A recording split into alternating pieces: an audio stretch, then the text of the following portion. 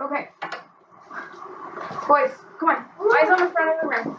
So we have our story organizer, and we've gotten pretty far on this, right? Yep. You all should have your 3 characters, your 3 facts about each character. Yeah? Yeah. Your 2 settings. Yeah. And your problem, and you started working on your solution, right? Yeah. Yes. You have 3 minutes to finish up anything you're missing. Can I get your Yes. Yeah. Oh, Good. Turn around. Okay, you haven't finished your second setting. You have 1, 2, 3 facts. 1, 2, 3 facts. 1, 2. You still need a 3rd fact about Peanut, your character. Okay, 3 facts, 2 settings, problem, solution. Now, Chris needs some help with coloring and drawing. Do you mind helping him draw real quick? Yeah. Okay, go ahead and help him, Stacey. Thank you. Chris. Okay, so you have a problem and a solution. 1, 2 settings, characters, 3. So 1, 2, 3 facts. 1, 2, 3 facts. 1, 2, 3 facts. What's that? Alright. That's wrong. You have how many characters? 1, 2, 3? Me green. Do you have 3 facts about each character? I see. What's that? So you need to have. I like it. Cool. So you do a 3rd fact about this character. And then you're done with your characters, okay? I don't do it. You drew him with a beard, right? I know you doing stuff. I can make it. Does he have a beard? You drew a beard on your character. Yes. Caleb. Does he have a beard? He has a beard. You drew a beard on the character in the image, so we can use that to write about, right? Yeah? We can use that to describe the character in our writing, their description, okay? I'm recording. So take a seat, turn around, say some thank you. My boy K-Barger's on the ground. But it's not like clear. We got our problem. No, it's not. Your settings. We got 1, 2 settings. No, but Where's your second setting? the tree. So your problem is that you're trying to find John Cena. Where do you find John Cena? Okay, so where are you going to find John Cena? Okay, so where did you start your story? I see it. Okay, so your second setting is the school. So go ahead and draw I need a brown. the school down here. Right? You're going to write school, so remember. That's your second setting, right? So you have 3 characters and your first character. Yourself. I'm from Johnson. Yeah, me. No, that's not me. That's Your characters are you, Justina, and your dad. You got 2 facts about each character. Yes? Okay. So you guys have 1 more minute, and then we're moving on. Because you have your 3 characters, your 2 settings, and your problem and solution. I didn't make that solution yet. Okay, then work on that for another minute for me.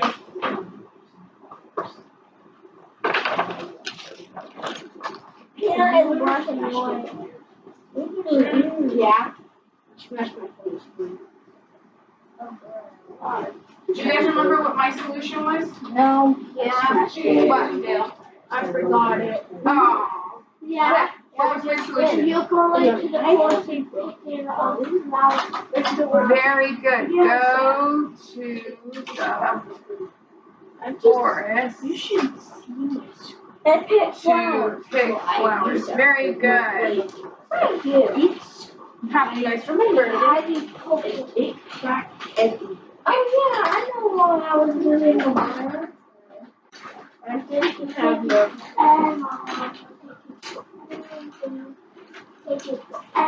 Alright, 30 more seconds. 31 what? 30 more seconds. 31. 150 minutes. What? Wait. Please stay in your, you need to stay in your seats, please and thank you. And this on. I know. It's weird. It went beep beep. It went brrr. No. Why are you taking a picture of it? No, it's a video. You still need Nice. Finish your cup. You said you didn't finish your solution. I did. What? Okay, so your snow globe is cracking. And what do you do to fix it? And your solution is to go on a journey where you swing across the cliff to go hide and get your new boo. Okay. I need a stone. You what? Let's dot. And so that's a good solution. Let's dot. So take those papers. Yeah, that's not bad. I'm doing what's here. Alright, Shane, do you mind picking up the colored pencils for me? I'm done, yes, ma'am. Thank you, Shane. No. My phone. I'm finished my house. And then I was going to drive money. Thank you. Money? Hey, this is not a color pencil. Alright, go ahead and put them over to the side. Thank you, Shane. Alright, let's bring it back to a 0. And we're going to go ahead and look at our rubrics. Does anyone tell me what, can anyone tell me what a rubric tells us about our papers? Wow. Why do we need rubrics? I don't know. Remember? Why do we need a rubric? I don't know my papers. We need rubrics to remind us of what needs to be in our papers, right? Yes, ma'am. It's like a checklist. Check, check, check.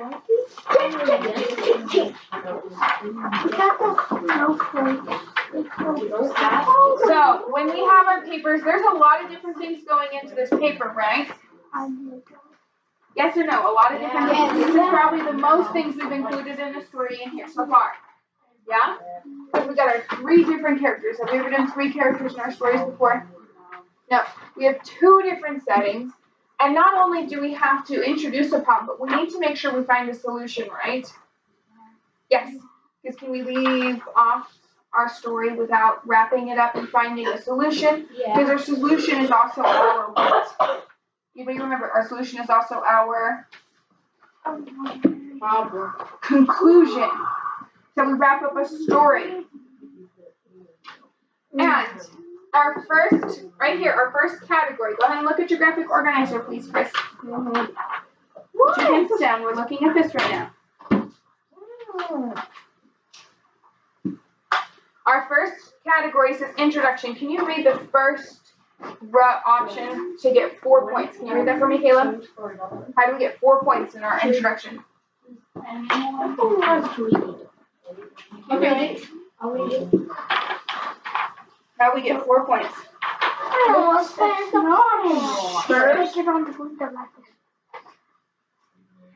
Okay, everybody should be quiet while Caleb's reading. Do you want Caleb to be talking while you're reading? No. No, it's rude. Caleb, please go ahead and begin.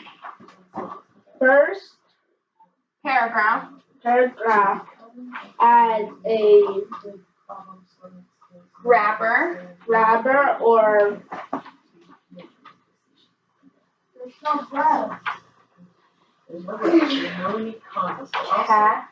Catchy, very good. Beginning, very good. So I said catchy beginning. We've talked about this before, right? Our Cliff, we're taking the seats. Yes. So in our beginning of our paragraphs, like for example in our research paper, we used a catchy beginning, right? We got our audience attention. Remember, Caleb's paper was about sharks, so he asked, do you know about sharks? Chris asked his audience about bees.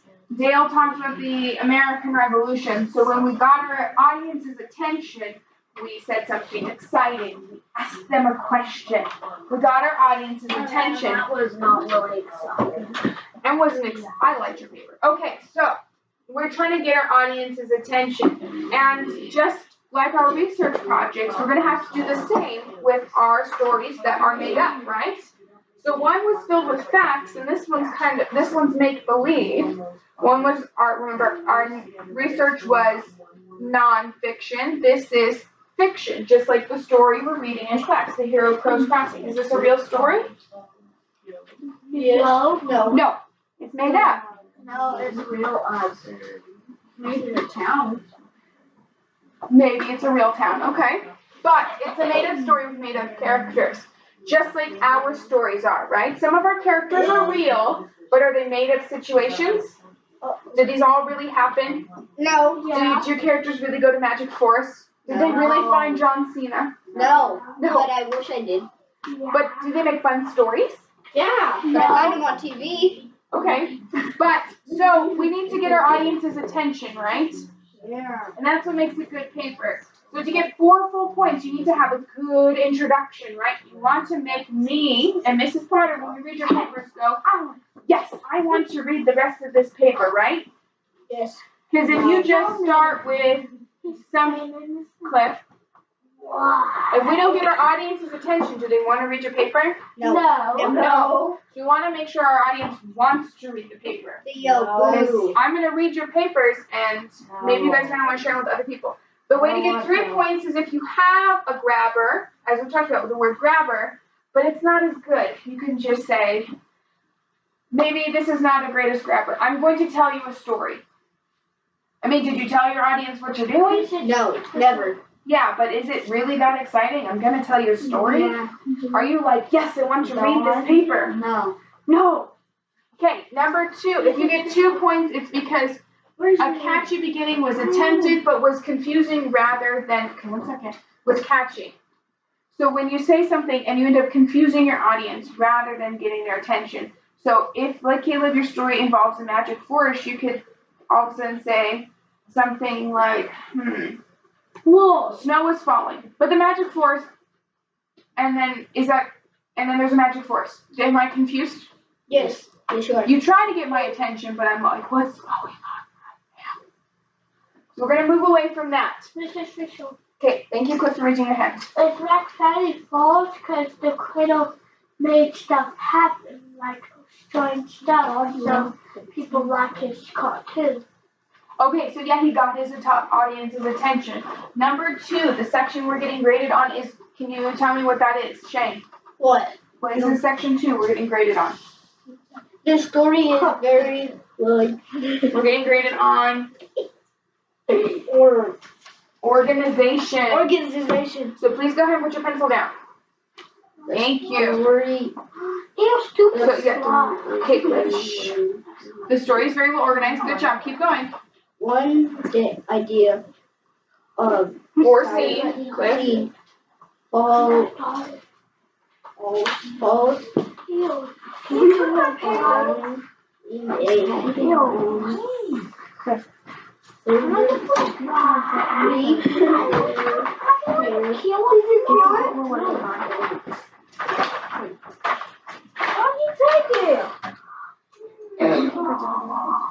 Okay, so thank you, Shane and Caleb, for paying attention, and Dale for paying attention. You guys will each get points for this.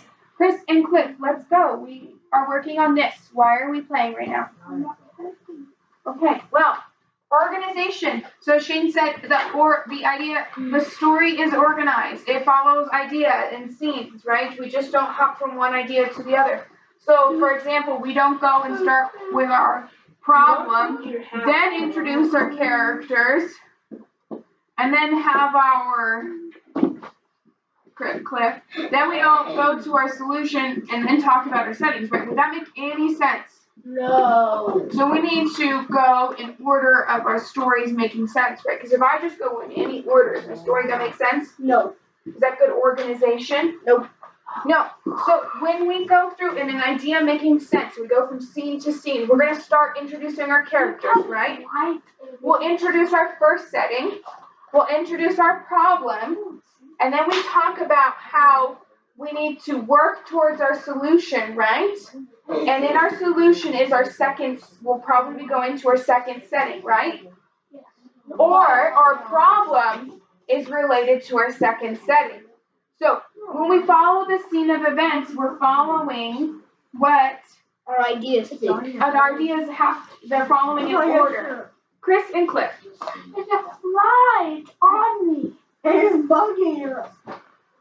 I tried to kill it. If I have to talk to you guys again, you will be spending, every time I talk to you, spend 2 minutes of recess in here. Oh.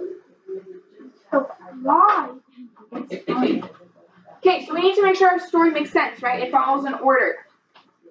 The next thing we're getting graded on is our setting. You need to have your 2 settings. Both settings need to be in the story, and they need to include description and detail, right? Just like with our how-to papers, we need to have detail, detail, detail. If we don't have detail, did anything make sense with our how-tos? No, did I just put a jar of peanut butter on just a giant loaf of bread? Yeah.